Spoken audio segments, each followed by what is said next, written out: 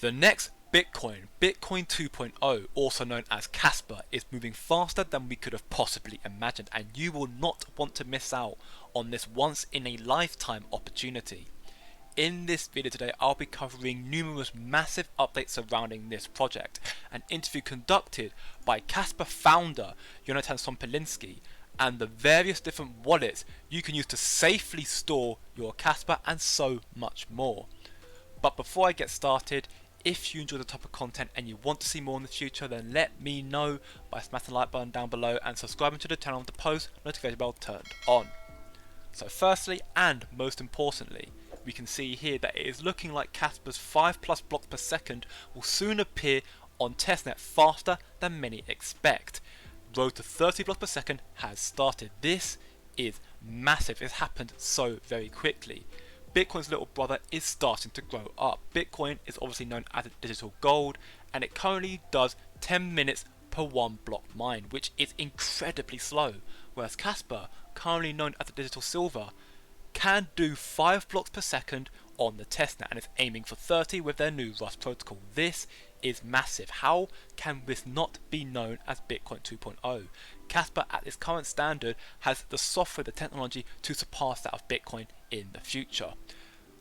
This development happened so very quickly, and this news may potentially be the reason as why we can see that Casper has increased in value today by roughly 13.72%. It's had a very rough week, as we can see here.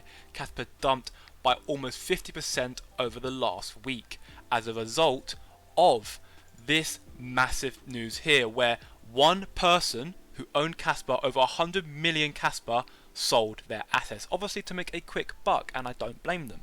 But as a result of that, this caused Casper's price to dump excessively as well, with Bitcoin dropping below the $30,000 mark yesterday. But we can see here, if you look a little bit further, that the amount of people who actually own Casper is very high. There's over 250,000 people, 251,000 people that currently hold Casper or own Casper, which is insane. So this project is definitely not slowing down anytime soon. And honestly, who can blame them? Casper is currently only valued at 2.7 cents. It is so very cheap, and the future prospect and development coming to this project will send it to the moon. I have a thread of tweets here showing that Casper's Rust rewrite testnet results so far reach 44 blocks per second, which is insanely quick. But there is something that needs to be cleared up about this as well. We can see here this snapshot is beautiful, but the explanation is slightly misleading.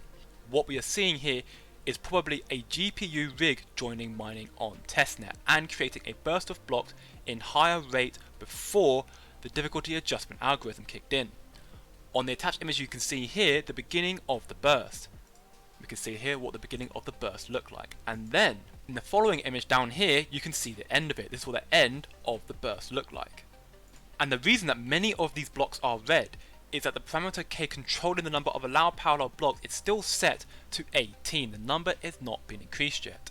But one of the future prospects for Casper is their recent announcement of the DAG Knight, and once that comes to fruition, once DAG Knight is released, you don't need to estimate this parameter in advance, so the network will just adjust to the burst more naturally. Now, this is some very big news for the future development and prospect of Casper, the DAG Knight. For those of you wondering what is the DAG Knight, I'll leave a link in the description below on one of my more recent videos on Casper, where Nate, a member of the Casper team, one of the people surrounding the Casper industry, spoke about what the DAG Knight's purpose is and how it will help the development of Casper in the future.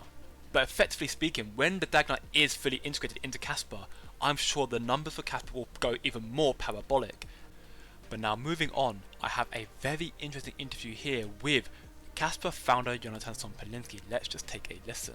I think Guy Coram invited me to Satoshi Roundtable, and I met several industry leaders, and I found out that academic proof is not the main. The world is interested in other stuff other than the completion of the academic proof, and I started discussing with the industry leaders, and then we saw the need to implement this as a standalone platform. So Jonathan Sompolinsky says that he met at the Satoshi Roundtable the elites of the elites, the people that were responsible for the Bitcoin white paper, to effectively band together all brilliant minds alike to create a new cryptocurrency that can achieve the original goal of Bitcoin, which is mass adoption, and to become a stand-alone currency.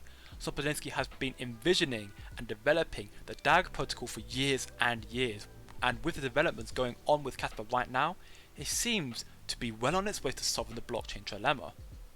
And the only way that Casper could be compared to that of Bitcoin and surpass it at one point in the future is if they replicate a similar process like launching it in a fair way, no pre-sales, no pre-mines, and develop Casper in a similar way to Bitcoin was initially developed, which Polinsky talks about more in this interview here. Let's take a listen. There was an attempt to have a company behind it, namely DAG Labs, and we did raise VC funds at the beginning, namely in 2018. But as time progressed, and we progressed with our development, we realized that there's no room for pre-mine or founders awards in a proof of work cryptocurrency, that the community needs something similar to the path that Bitcoin took, Bitcoin and others, Litecoin, Monero, Grin, if you remember. And we did a fair launch where we were very surprised with the immediate hash rate. And this is why Casper is rumored to become the next Bitcoin. They are following in all the similar processes and steps that Bitcoin initially took, and they are surpassing the shortcoming that Bitcoin faced and continuing to develop more and more. Casper is going to blow up soon, I can just feel it. And now moving on, great news, Casper has just integrated with Liquid Mining, a revolutionary cloud mining app. Use your smartphone with no technical setup needed. This makes Casper mining more accessible than ever, built on the principles of Web3. Web3 is just getting bigger and bigger, and this great news is paired with numerous wallets you can use to store your Casper. As you can see, Casper wallets, non-custodial options for Casper. Casper coins can now be stored effortlessly and securely on various platforms such as desktop, web, Android and iOS.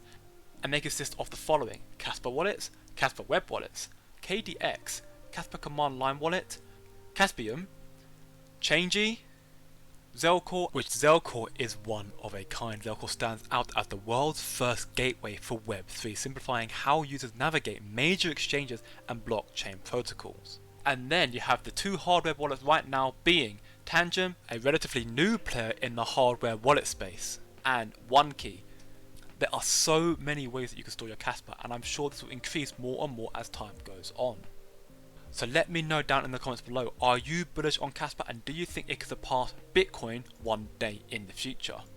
But just remember, I am not a financial advisor, so do trade at your own discretion and do your own research, and if you enjoyed the video, then please like, share and subscribe. But remember, it's just a coin, and I'll see you in the next video.